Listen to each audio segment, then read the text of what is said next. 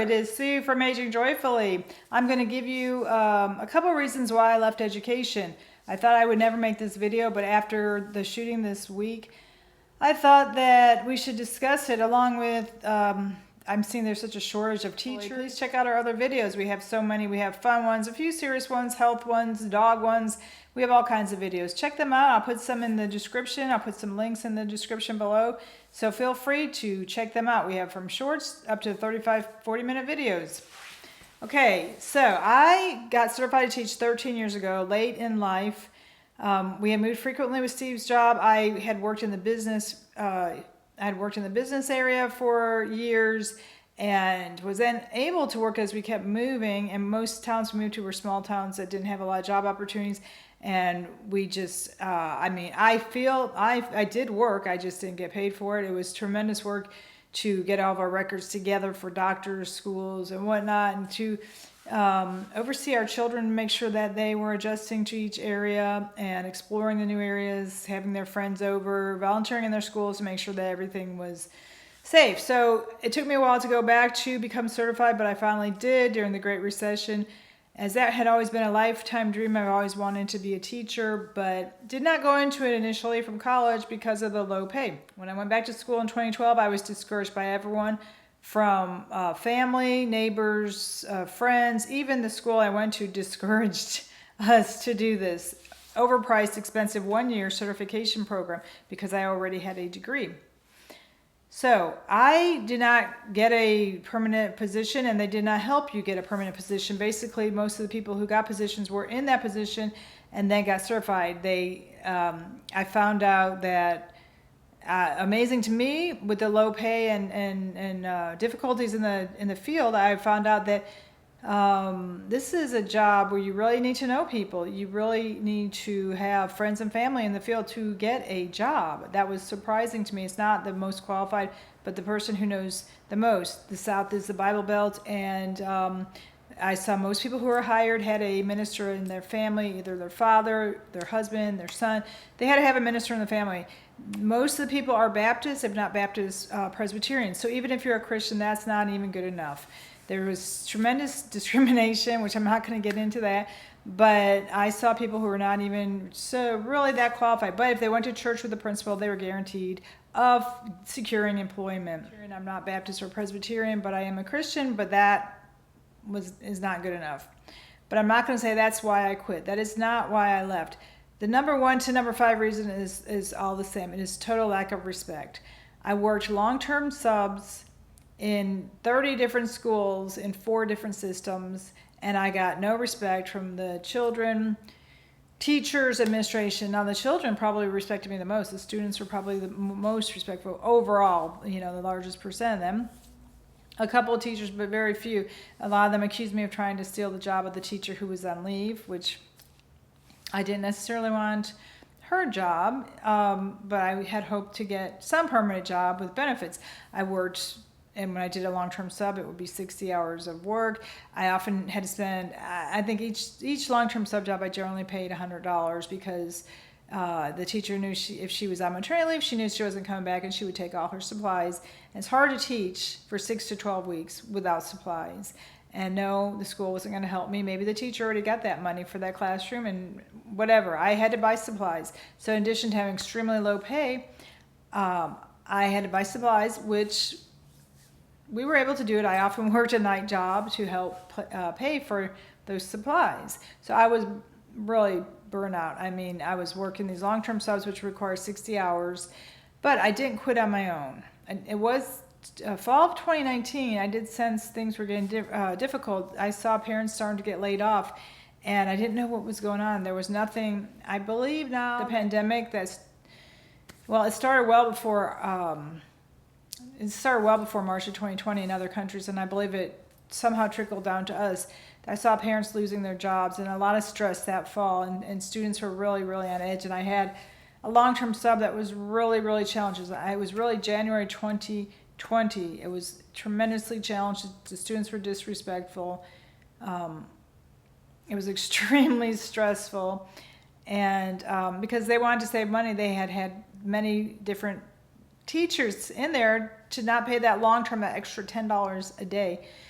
So I was like the fourth or fifth teacher, and I was in there for about 2 weeks. And because if you're in there more than 2 weeks, I believe you get the $10 extra a day. Well, they didn't want to pay it. It was a horrendous 2 weeks. Horrendous 2 weeks. So when I talk about the disrespect, it goes to teachers and administration. So those are the biggest reasons, but also the lack of safety. Now, gun safety was not my number one reason, because although I know that there's a risk, it's like flying in a plane. In the latest case, 4 people died, but almost 2,000 people lived. So I am a math person. So statistically speaking, even though there's a lot of fear of gun violence in schools, statistically speaking, it is a very, very low chance that 1, it's going to be at your school, and 2, it's going to be in your class. But yes, that is a risk. I had other threats, many other threats. I actually was attacked by a student when the student threw things at me, and some students were hurt as well. I was also verbally threatened. But overall, just you might feel unsafe, but overall I did feel safe. Although the fear of gun shootings, I was always constantly looking for escape plans, floor plans, trying to learn the floor plan of every building I was in, and come up with a plan of where I was going to go. And we did go through the lockdown procedures. Ironically, the one high school I worked at the most often, I can't remember one single lockdown procedure. I was thinking that after this shooting, because that is the one school that is the most vulnerable with the design of the building. It's a horrendous design, and it's fairly new. And it has, they built multiple buildings, and I won't get into the details, but it's the most vulnerable building, and that one is the one that I do not remember one single lockdown procedure. I think they feel so confident that because it is a very wealthy school and people want to go there, they feel safe that they're not going to ever have an incident like this happen. I don't know what their thought process is, but it never occurred to me until after this that we had never had a lockdown. But yet at all these other schools, I sometimes have lockdowns done one day at one school and the next day go to a different school, and then be in a lockdown at that school. I got certified from birth to college. I was qualified to teach from birth to college classes. And I did pretty much, I taught every single grade, not always long term, but I also worked as a secondary teacher, as a special ed teacher. So in the 10 years I subbed, I had access to everything. I was always amazed principals never wanted to talk to me and talk to me about threats. Subs were so disrespected. Principals looked down on me in the hierarchy of the staff at school, we were lower than bus drivers, cafeteria workers, and custodians. And even though those positions are critically important, the purpose of a school is to teach, to educate. And since I was certified, most often they used me to fulfill their legal agreements of having a certified special ed teacher. But then yet they did not respect me. Pay was extremely low. But the respect, I probably would still be there today. Well, actually, I didn't choose to leave. The school shut down with the pandemic, and then we moved because our grandson was born, and I took care of him for 2 years. Then after that, I did consider moving back. I did consider going back to work in the schools, but I believe I have PTSD. Because whenever I think about it, I just can't do it. I just can't do it. The class sizes are tremendous now, usually over 30 kids. In kindergarten, you don't have a parapro, and you could have close to 30 kids. The kids aren't, in kindergarten, the kids are not assessed for special needs, so you might have 5 special needs kids. I had kids wearing diapers with no help, no changing facilities in kindergarten. I had teachers on drugs or alcoholics. That one of the teachers died. Just a lot of mental health issues among the staff, which I understand because the stress is tremendous, just tremendous to be in schools. So what I would say is the lack of respect. Lack of respect is the main reason. Then the safety, the not feeling safe, the stress level of always having to consider having it out, and then the low pay, extremely low pay. So I don't know. Every time I think of going back, I just think, no, I can't do it. When you take out the money I spent at the school, plus the hours I put in, plus going to the doctor for my health problems from all that stress, I was like, no, it's just not worth it. It's just sadly, because I did enjoy the students. I love learning. I love teaching. I love some of them. I really miss them, and I have some really wonderful letters of recommendation that I asked students to write for me when I was looking for a job, and I didn't know how I had impacted them. And I'm going to read one when I find that letter. I'm not sure where it is, but you don't realize the impact you have on people because they don't often tell you. So that's why I continue this channel without making any money, without very much feedback, is because I'm assuming, just like the students, I'm helping somebody. I'm helping somebody. Maybe Sammy's putting a smile on your face, or you've learned something, or maybe you've gone to the doctor because of a health problem I've had. Maybe you've gotten a CPAP after I've told you about our sleep apnea.